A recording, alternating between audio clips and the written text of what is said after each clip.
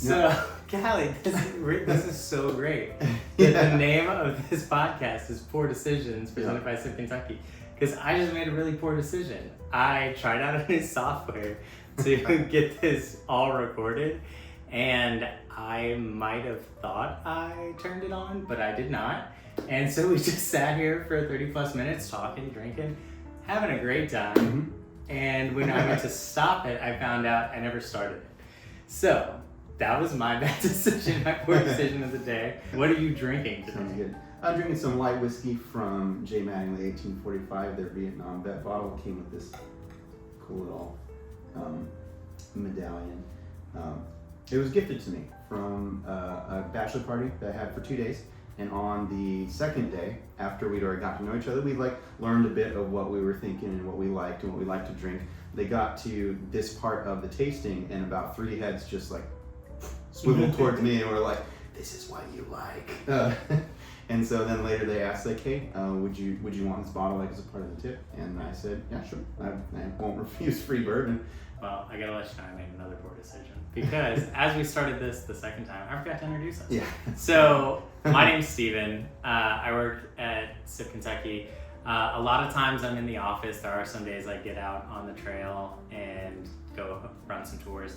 So I'm kind of all around. I love getting out there and seeing the distilleries. It's much more fun than seeing the inside of my office. But I'm here today with Cali, who's always out there on the trail. Yeah, pretty constantly since the day you trained me. Yeah, the trail's been a lot of fun. It's been one of the. I think I can say of all the jobs that I've had, this is the one that I have never had trouble getting up for. Awesome. I wake up, and even if I have to go drive an hour and a half to pick up someone in Lexington, it's easy. Yeah. And that's like a breath of fresh air. For sure. You're drinking a J. Mattingly light whiskey. I'm drinking their double stated bourbon today. I really like J. Mattingly.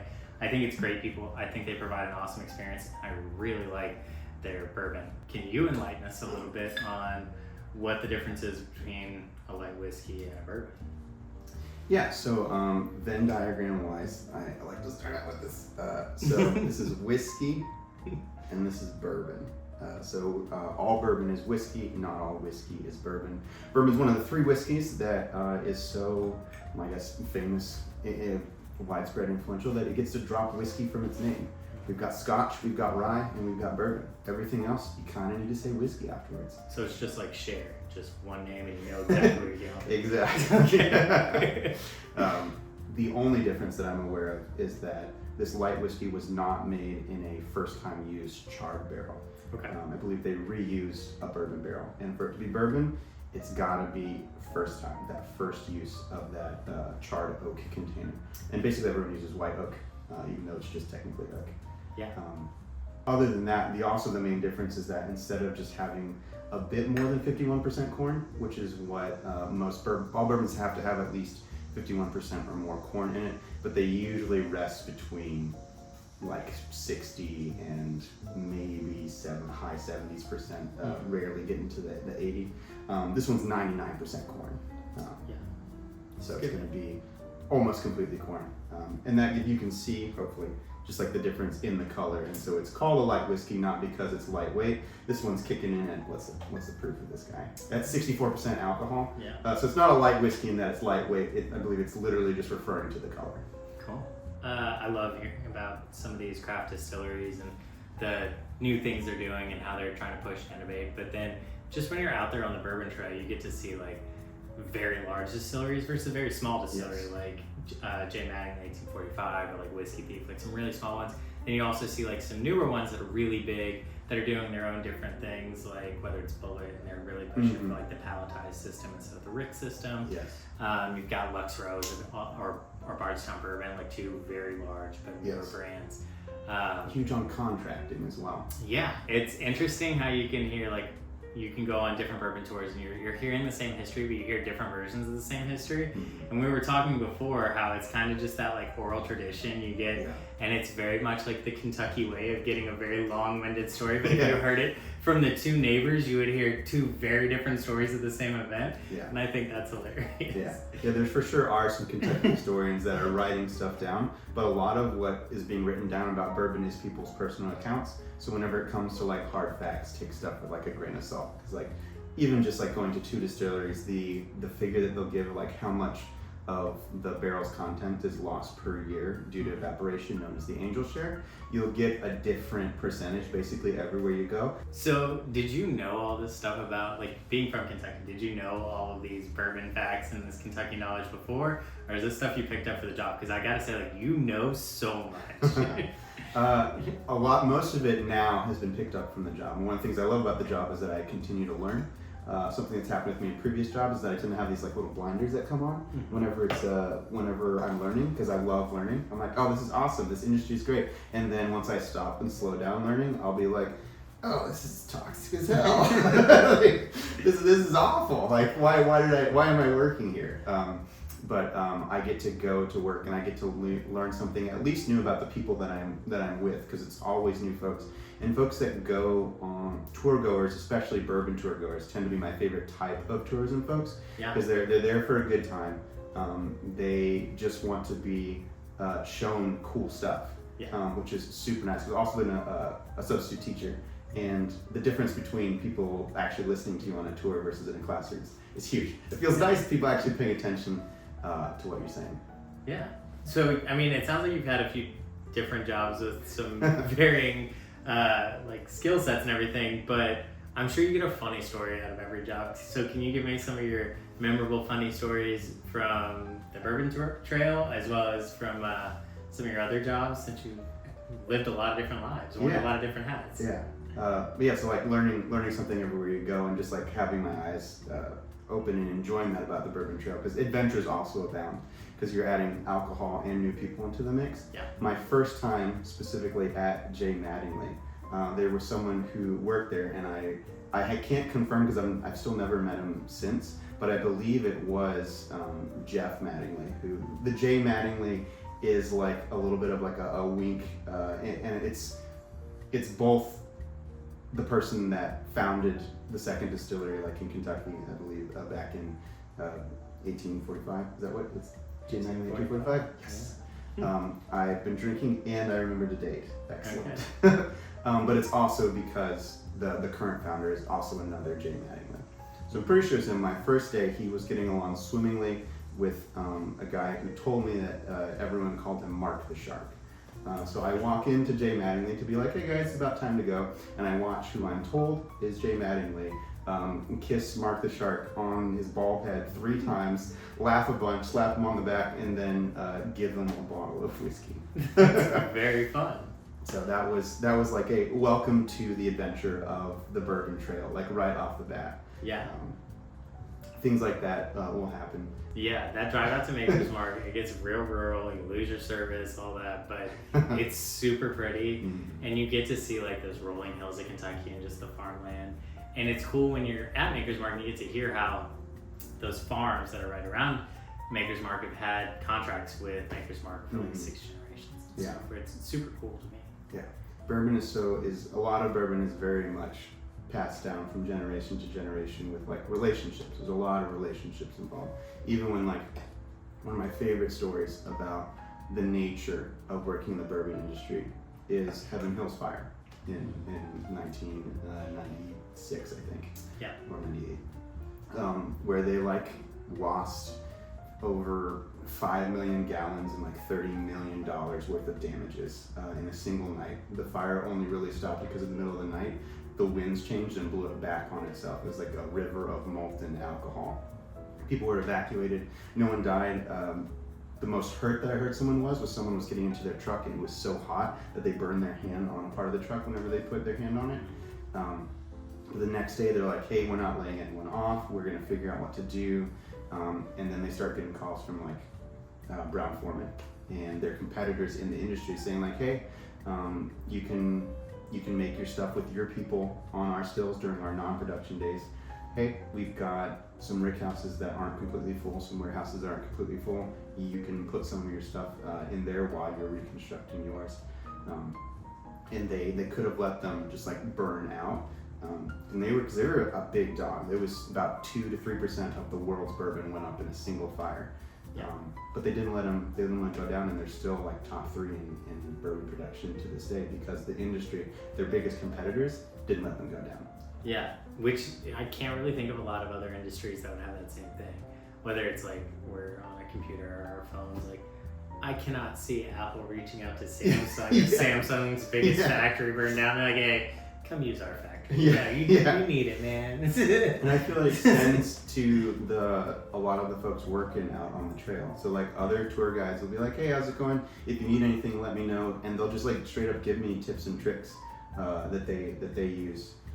Which is for me very different because I had the last tourism job that I had was a ghost tour guide, and the other company would like give us the guides there would give us like the biggest like side eyes, and we like heard rumors that we were like in a lawsuit against them because they were trying to be proprietary about something or other. And but even if the companies are doing that, the boots on the ground folks will be like, oh, we're out here all doing the same sort of thing. But there wasn't that culture there. But in the bourbon tourism, it's so easy to strike up a side conversation with someone who is so thankful to be in bourbon tourism, who's passionate about it. And it makes a huge difference if the person that you're even just taking a tasting from, even if you're not doing a tour, just the person that's leading your tasting, if they care about what you're drinking enough to make it their own versus just reciting a script, it's a huge difference in the experience that people have. And it makes people want to come back and find more people who are that passionate about it. Okay. And I think you've done a really good job of finding a lot of guides who are also passionate about bourbon. Because I've liked bourbon my whole life. Growing up here in Kentucky, there's like 3 things that like Kentucky is like super, super known for. It's like KFC, which it's easy to see the greatness in KFC. It's immediately satisfying and enjoyable. Kentucky Derby, it's like, you might not like horses, but like it's a fun, once a year event. Yeah, and you do a derby party. It's an excuse to dress up. Even if you don't live here, you can have a fancy event to look forward to each year. But then bourbon, to me, was much more intriguing. I wondered, what is it about bourbon that people like make it their hobby? Because I don't know anyone that makes KFC their hobby, and I don't know anyone that makes the Derby their hobby. Although I have grown up in horse countries, I know a lot of people make the horse industry. Oh yeah, we all know a horse girl. You don't have to convince me. Yeah, but specifically bourbon itself has just been so interesting to me. Even though I only had my first drink at 22, which was just 8 years ago. Yeah. And I coughed a bunch, and then I spent the next 3 to 4 to 5 years working up to higher proof liquors, and then only about 3 or 2 years ago was I able to taste something and be like, oh, I recognize, 1, that I like it, and 2, these like distinct notes. Okay. And now with this job, the stuff that to me sounded like mumbo jumbo, which is like the smell it underneath your nose, pass between both nostrils, then take a Kentucky sip and rotate it around your palate, and then take your actual sip. And then that third sip, that's the one that you actually want to pay attention to. It sounded like complete mumbo jumbo to me the first time, and now it transforms my experience. It is completely different if I drink it out of like a Glencairn that way versus if I just take a sip out of it. All right, so you mentioned like getting tips and things from other guides. You've had a lot of experience. You've got a lot of tips and tricks to give to people.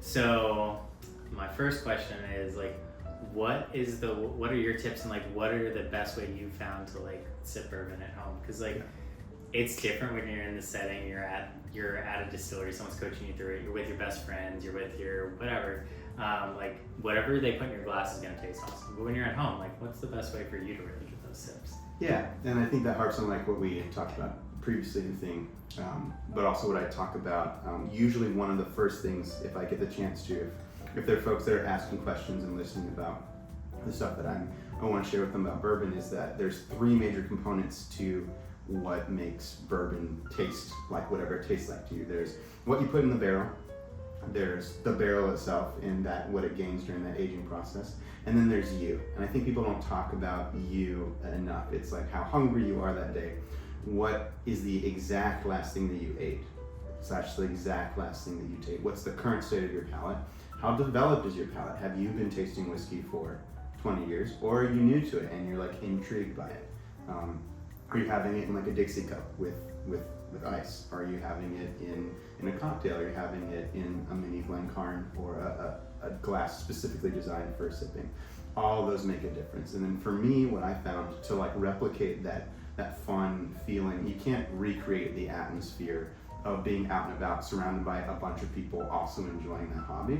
What you can do is you can make a mini flight for yourself. And that's what I've started to do. Whenever I really want to enjoy a bourbon, I find that the contrast between having like a rye, then a bourbon, then the actual bourbon that I wanted to drink, by having that one last, it really highlights the differences for me.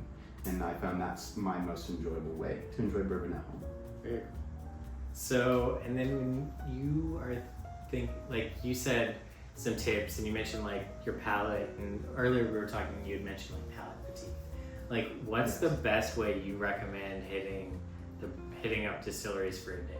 Like, do you have like a perfect recipe for that, or how many you would visit, anything like that? Yeah, and this is just from experiencing how, like the experience of the way that like Sip schedule stuff. Like I've just like sort of noticed how people are enjoying stuff, and then also asking for people's opinions at the different distilleries and what they notice of people coming in. An aside, the tours are different. What they say is different depending on the time of day. If you get there early in the morning, they explain more. If you get there later in the afternoon, they explain less. Even the same exact tour, and it'll usually have more jokes in it because they know that people have been on the tour throughout the day. As you're going throughout the day, I think big one is have a designated driver. Okay. It doesn't have to be a tour company, of course. If you're looking for us, obviously, shameless plug. We do a great job. But no matter where you're at, what scares me is when I see like a group of like 4 folks, and you can tell they're all drinking and they all have like significant amounts of poured tasting, and then watch them get into their vehicle, and then they go to the same exact place that you're going next, and they do the same thing, and it's scary. I don't want to be on the road with folks that are doing that. And so even if you're drinking a little bit, still have a designated driver who's not doing the full experience. And then stay hydrated and find a good place for lunch, and maybe only hit 3 to 4 distilleries. Okay. That'll help with the palate fatigue, because eventually you're just like, it's just another thing, unless you are someone who like is a part of a whiskey club, which I didn't know existed before this job, but there's a lot of whiskey clubs out there, it turns out. But if you're a part of a group, or just in your personal hobby, and you're trying a bunch of stuff, if you're not doing that and not accustomed to trying a bunch of stuff back to back, you're just not going to be able to tell the difference, because they're going to give you 4 to 7 things at each new distillery. Yeah. And then find a good place for lunch, for sure. Something that fits what you like and what you want, and also fits your hunger level. Because some places serve really delightful stuff, but it's a little bit lighter, and some folks it's like Stacks. It's just like, here's a brisket sandwich, and like for me, nothing hits like a brisket sandwich from Stacks after you're like been up since like 7 and haven't eaten since 8. And been on the bourbon tour, just smelling bourbon, not even drinking it, just being around it. Yeah. It's real good, and that's in Frankfurt. Generally, we stay in like a general area, and maybe there's 6 distilleries in that area. Chances are pretty good you're gonna have at least 1 or 2 overlap with those first people you saw in the morning. So you see them at 10, maybe you see them at 1 o'clock, and you see them at 3 o'clock. So you kind of like end up making friends with some of these people. I've seen them drinking pretty heavy, and I know like, we're gonna go get in the car again, and they're headed back to Louisville too. Like, that's not awesome for me. Yeah, because we have a direct comparison. Like, they've been drinking often as much as the folks that we're with, and we know at what state they're at, and we do a great job of like with the waters and the snacks and stuff, like making sure no one gets over. But they have come to enjoy the experience of alcohol, which has either whether it's the main event or just a side effect, has certain effects on human awareness.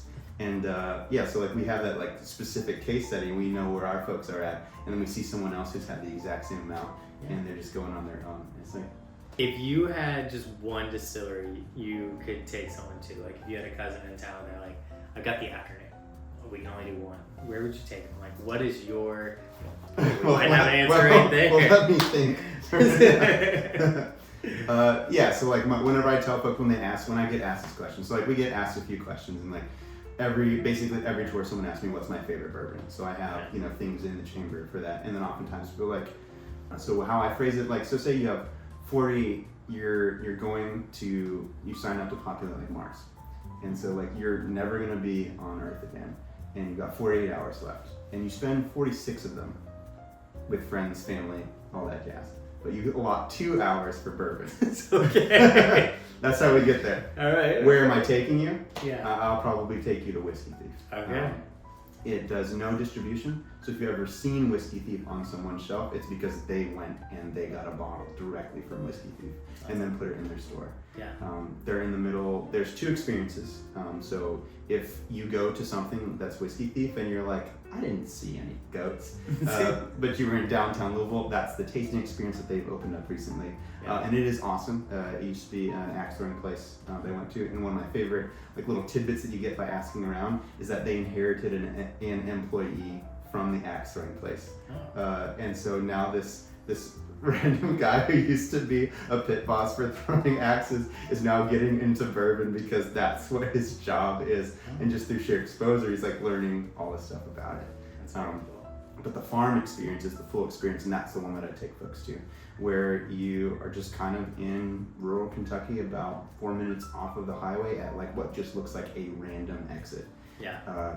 And you turn onto a farm, and you start like the top of a hill, and you drive down on a dirt and gravel road down to, there's 2 barns. You drive past one and it's got a bunch of barrels in it. You drive into another, you see a still, you see fermentation tanks, you see the big ass fans.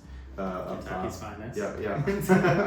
And then you go in and there's cocktails, there's a food truck, there's often live music, there's chairs around a bonfire, there's cornhole, there's often baby goats. Well, I don't know if I would say often, but seasonally there are baby goats. I've seen them a lot now, recently, the last time few months. Last time I was there, there's whiskey tango, and you think foxtrot, but no, it's kneecaps, because kneecaps are a little ornery and will come after you. And so, but the main bourbon experience is that there's 4 bourbon barrels and 1 rye barrel, and it's single barrel, and so they go through, each of their barrels they go through in about 1 to 2 weeks, depending on traffic.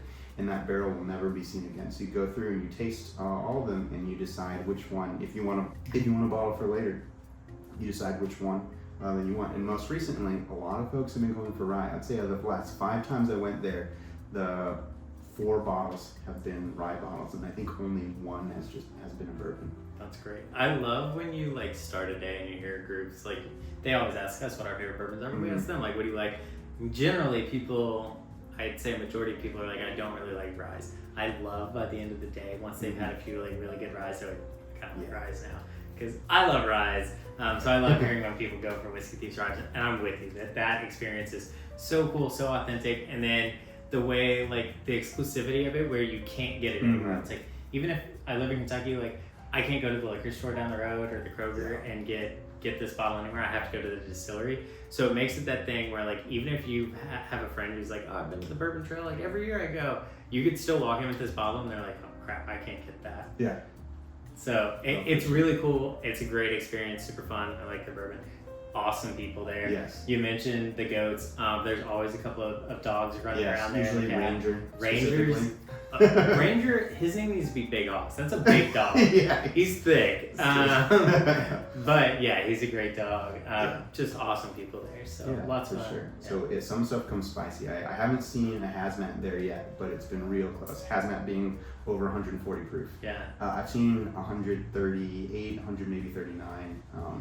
I haven't seen a hazmat in their tasting, but they did sell a hazmat that I ended up getting when I was there. It was the A Day in May Rye, which was what they released for the Derby this year. Oh my gosh, this thing was so good. I had some. It was awesome. Yeah, so hazmats can be intimidating, and a lot of times people, when they're first getting into the distilleries, they look at proof so much and they're like, oh, I don't like high proof or whatever.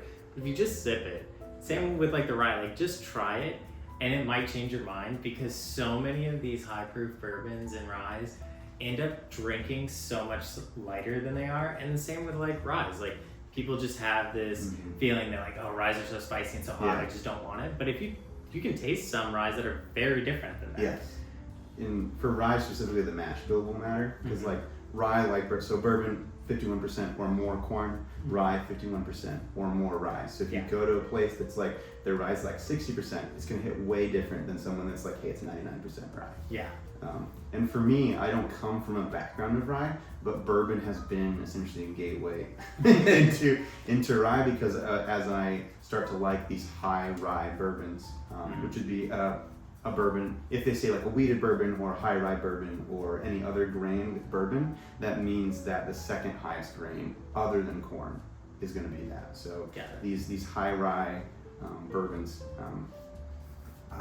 now that I like them a bit more, transitioning over to something that's like 20% rye to something that's like 60% rye, or something that's like 40% rye to something that's 60% rye, not as big of a deal.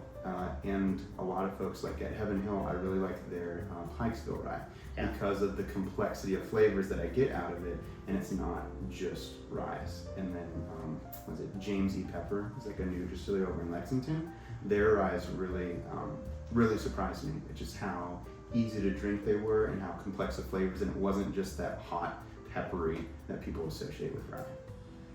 Awesome. I like that you mentioned Heaven Hill there because we were talking a little bit before this, and you had mentioned just some of like the great camaraderie and stuff that you can see in the bourbon industry. Yes. Specifically like with a great, powerful story from Heaven Hill. So can you share that with us again? Yeah. So I contrasted against my experience in like the ghost tourism, ghost tour industry, where there was a rival company, and even if the company's a rival, I don't think that means like the base level employees need to like treat each other with any sort of rivalry, but they definitely would side eye and stink eye us like as we walked across, except for one lady who was really nice and she brought her dog with her, which is like, what an awesome bring your dog to work sort of job.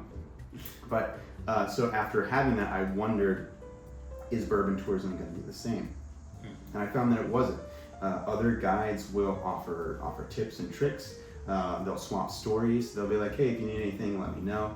And I was like, this seems unusual in an industry for like everyone to kind of be like that. But they were able to save their yeast, which was a like proprietary strain that they've been using for forever. One of the beans, I believe, actually brought over their yeast from Germany. There's some strains of yeast in the bourbon industry that may or may not be older than our country, which is like crazy to me to think that like that's how long bourbon's been important in the country. The 90s was a different ball game as far as bourbon's concerned. So they offered to store it while Heaven Hill was able to get things figured out. So they could have let them literally burn, but they didn't. And to this day, Heaven Hill remains top 3 bourbon output in the nation. So. Cool. And I like hearing that of like from the top to the bottom in this industry, like we all get along and kind of look out for each other. There's a sense of camaraderie. I know there's been times where I'm out on the trail and either a guide or someone who works at a distillery will let me know like, hey, there's an allocated bottle here, or so-and-so just released one, they still have some left if you want to swing by after this. Yes. And then because it can be that extra little stop that you weren't even planning on making, but because someone pointed you in the right direction, you get to make everyone have like a better experience and a better day, which I love to have. And we love to share that information with others as well. Yes, so, for sure. Yeah. And people, the experience you get on the tour whenever you can share something with someone that they wouldn't be able to find unless a local or like an industry professional pointed to you. People love that exclusivity. That's the same with Whiskey Thief. Like there's an exclusive nature.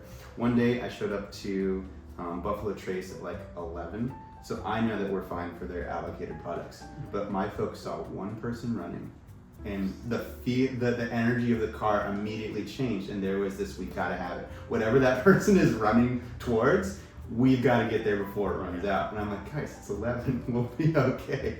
I know, I think Buffalo Trace's allocated bottles, like the days of them running out before noon they're long gone. Yeah. But it still lives in some people's head rent free. Yeah. And they've like heard some story of like, oh, they were out by 11:30 and stuff. And like these days, Buffalo Trace is very prepared with their allocated bottles. They're well into the afternoon before they run out, if they even run out anymore. Like they're so prepared for people, but you still get people who are like, we have to get there at 9 a.m. If they're going to open up at 10, we got to get in line. And I'm like, we don't have to. We can. If that's how you want to spend your morning, we can. Yeah. But I don't think we should. Yeah, there's a lot of flexibility and a lot of fun to be had out there. You consistently seem to go out and have fun, and your guests always call and rant and rave about you. I see lots of reviews about you, so I know you're having fun out there with them. For sure. But so for you, like, what makes those, like, there's lots of drives in between. Like, what makes it the most fun for you when you're with your groups and you've got like a good drive, like 45 minutes? I like that it's novel and unique each time. Okay. No two groups are like the same. And that helps me get out of bed in the morning and be excited for the day. Yeah. For me, I'm not the type of person that could go in and do the same thing in and out. One of my brothers just started working at a Toyota plant, and he was describing his job. He's got 48 seconds to do one process, and that's what he does for like 4 hours straight. And I was like, that sounds like living hell to me. And he's like, actually, I kind of like it. It's easy. I'm like, I'm so glad there's people like you in the world, so I don't have to do those jobs. Yeah. But for me, it's that you get to meet these new folks, and I'm genuinely interested. I don't have to fake interest in where they're from, why they like bourbon. I also have a lot of like small level, like surface level interests. Like I am interested in sports. I'm interested in like regional dialects. I'm interested in all sorts. So I'll be like, hey, how do you pronounce crayon? And then we'll have like a 40-minute discussion about like, do you call it a shopping cart or a shopping buggy? Like all these sorts of things. Who do you know who calls it a shopping buggy? It's a regional thing. It's like up north, yeah. Really? Was that Wisconsin? I think so. And it's like really random pockets. Okay. That one I haven't figured out like exactly who says it and who doesn't. All right. But then I'll be stuff like someone like asks for like a Diet Coke, and I'll be like, I saw you guys were from the South. Is that like Pepsi Coke or like like is Coke just your word for soda, or are you actually wanting a Coke because these folks don't have Coke? Yeah. It's not Coke products, it's Pepsi products where we're going. And they're like, oh yeah, that Pepsi's fine, but they're like, oh, we don't call it Coke. But just like all those things, I'm very much interested in a lot of like the nuances between the travels and folks. So that really helps me because I just genuinely engage with the folks. I'll talk about bourbon if they want to, but I can have an engaging like 3 hours with them in the van where we don't talk about bourbon once and we're all having a good time. Yeah. And that's just something I really like about tourism in general. And this one gets easier because people get happier as the day goes on by default. Generally, yeah. So usually by the time that we get far enough in the day that we have maybe some wiggle room. So like distilleries don't have a set schedule like that's like consolidated for everyone. Some people give a tour every 15 or 10 minutes, like Maker's Mark schedule is a little bit more unique. And some folks are like hourly, like Kentucky Artisans, and some folks, it just depends on the tour and the day and all that sort of stuff. So there is no uniformity amongst it. So there's not like, oh, we've just got to get to places at, on the hour and we know we'll be fine. It's like, no, each day is specifically this to this, that to that, which is a lot of the magic that like you and like Marnie deal with that like I don't have to worry about. But so sometimes I'll see that there's a gap. And I like when the gaps happen later on in the day because then I've had all that time of engaging, and I say that my secret sauce is listening to folks and listening to the vibes and trying to predict what I think they'll like, and so I figure out what's something that I can swing by and show them that I think is cool if we've got like that extra time to do it. Yeah. I like that you mentioned that you love suggesting the things that you think they'll like, because it's one of my favorite things to do is like after I've known these people for a day, half day, whatever it is, then at the end I'm like, I know what's going to make your trip better, and I'll start recommending things around where they're staying, whether they're staying in Bardstown or Louisville, and be like, you should check out this restaurant, you should go to this bar, this distillery, whatever.